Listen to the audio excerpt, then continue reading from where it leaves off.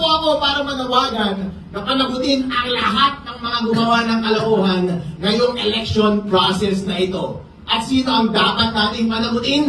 Ang mga commissioner ng COMELEC. At paano natin sila pananagutin? Through impeachment. Anong sabi ng konstitusyon? Kapag binetray mo ang public trust, pwede kang ma-impeach. Paano binetray ng mga commissioner ng COMELEC ang public trust? Dalawa. Una, sabi ng batas, dapat simula pa lang linabas nyo na yung source code review report para makita namin kung yun mismo yung nakalagay sa makina. Pero kailan ninyo linabas? 2 araw bago mag-eleksyon.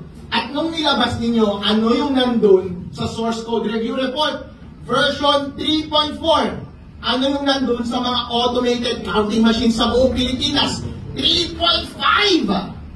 COMELEC, pinagkatiwalaan po kayo ng taong bayan para kayo ang mag-conduct ng maayos na eleksyon sa ating bansa.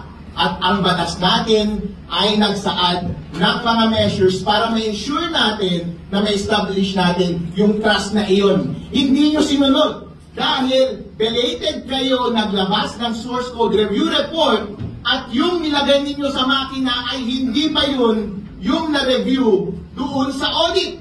Traidor kaagad kayo sa tiwala ng taong bayan.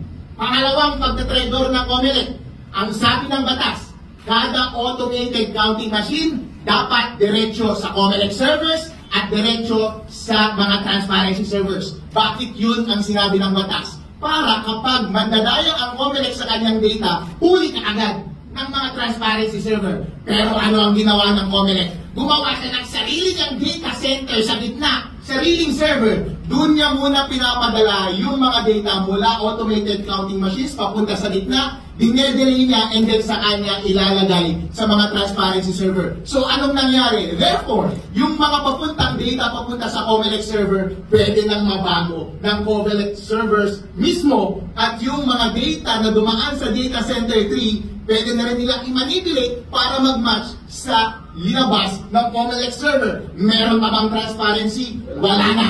Yung tiwala ng taong bayan through that batas na dapat simultaneously mo in real time na i-upload sa COMELEC servers at sa transparency servers yung result ng bawat makina, trinaidor po ninyo. Kitang-kita po yan sa tagal ng pagsisend ng mga transmission on election day. Gaano po katagal yung transmission between independent and individual automated counting machines papunta sa mga transparency servers? Ilang oras, umabot pa ng madaling araw. Gaano katagal nagtatransmit mula sa automated counting machines papunta sa mga COMELEC servers? Napakatagal din, may minuto, may oras, depende sa lugar. Kapani-paniwala ba yung pangyayari yun? Hindi. Bakit? Ako mismo sa aming bayan, nag-manual upload kami ng data mula sa automated counting machines ng isang offline na automated counting machine namin doon sa probinsya. Nasilip ko na ina-upload pala ng isang automated counting machine 76 kilobytes lang. Napakaliit. Ang average speed ng mobile internet sa Pilipinas ay 35 megabytes per second. Doon sa munisipyo namin kung saan kami nagkakanbas noon, napakabilis ng internet. Ang pag-upload namin papunta pa lang sa COMELEC server, umabot ng minuto. Anong ibig sabihin nun? Meron silang ginagawang kalokohan sa gitna. Hindi yan problema ng signal, hindi yan problema ng network cables, hindi rin yan problema ng mga server computer kasi hindi ito 1990s, hindi ito 1980s.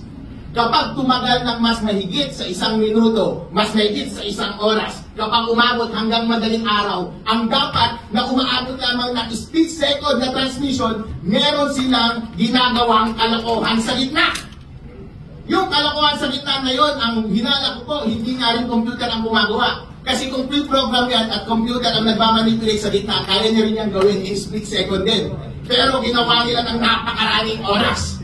Baka mano-mano nilang dinadaya yung pagproproseso ng mga boto habang transmission. COMELEC, mga commissioners at Chairman George Garcia, tinaidor nyo po ang tiwala ng taong bayan nung sinabi nila sa inyo na dapat i-direction ninyo almost real-time yung resulta ng ating mga eleksyon mula sa independent automated counting machines diretso papunta doon sa COMELEC servers at sa transparency servers. Dahil hindi nyo ginawa yan, tinaydor ninyo ang tiwala ng taong bayan at dapat lahat kayo mga commissioners ng COMELEC ma-impeach.